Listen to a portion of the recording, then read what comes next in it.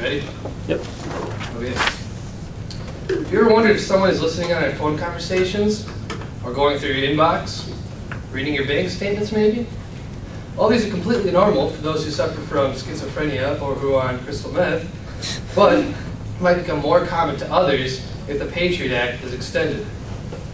The USA Patriot Act of 2001 is actually an acronym which stands for Uniting and Strengthening America by Providing Appropriate Tools Required to Intercept and Obstruct Terrorism, Act of 2001.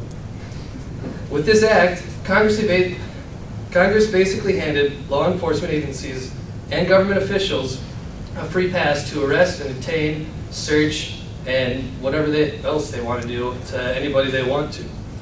And they also changed the meaning of terrorism to incorporate domestic terrorism, thus broadening the activities included in the searches. My main points of why the Patriot Act should not be extended are: 1, investigators will be allowed to continue extensive wiretapping and arrest you at will. 2, seizure of many things like business records would be fair game. And 3, it allows investigators to wiretap non-US citizens even when they're not affiliated with terrorist organizations. Number 1, investigators will be allowed to arrest and detain you randomly and unjustly. In 2004, according to the ACLU, Brandon Mayfield, an attorney recently converted to Islam, was arrested and detained by the FBI for 2 weeks in connection to the Madrid bombings. He was released 2 weeks later after the FBI failed to match his fingerprints to the ones they found at the bombings.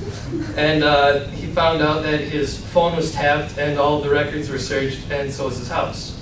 So that was unjustly done because he had absolutely nothing to do with it. In 2007, a 20-year-old woman who was on just a vacation cruise was arrested because she wrote letters to her family, who was also on the cruise, threatening to make the ship return to port so that she could go be with her boyfriend that she loved. She was sentenced to 2 years in prison for violating a section of the Patriot Act that criminalizes threats against mass transportation systems. Obviously, she wasn't a terrorist. She just wanted to be with her lover, so whatever. On to my next point. Search and seizures of many things like business records would be fair game. According to the ACLU, again, we'll end right out of the Patriot Act, there's these things called national security letters. And they're a type of subpoena that do not require judicial approval. They're just, the FBI wants to search someone or detain someone, and they just draft a letter saying it's a matter of national security, and boom, they get it. So they get to do whatever they want, basically. It's like a free pass, as long as they claim it's a matter of national security. On to my next point, it would allow investigators to wiretap non-US citizens even when they are not associated with a terrorist organization. So in February 2003, Sami Al-Hussein, a student at the University of Idaho, was arrested and prosecuted under Section 805 of the Patriot Act. And it says you cannot lend expert support and advice to terrorist organizations.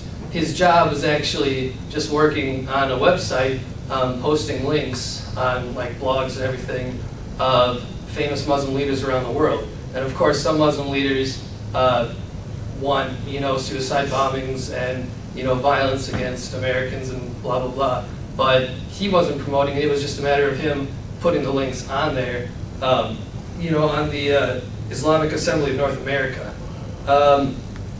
So the thing that would worry most people is like, if Fox News played Osama bin Laden's, newest taping, are they now affiliated with that terrorist organization or not?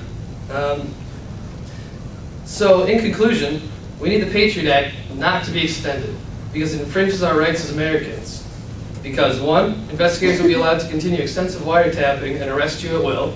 2, seizure of many things like business records would be fair game. And 3, it allows investigators to wiretap non-US citizens even when they are not involved in terrorist organizations. And also, I think that I read somewhere it might curtail the effects of AIDS. So.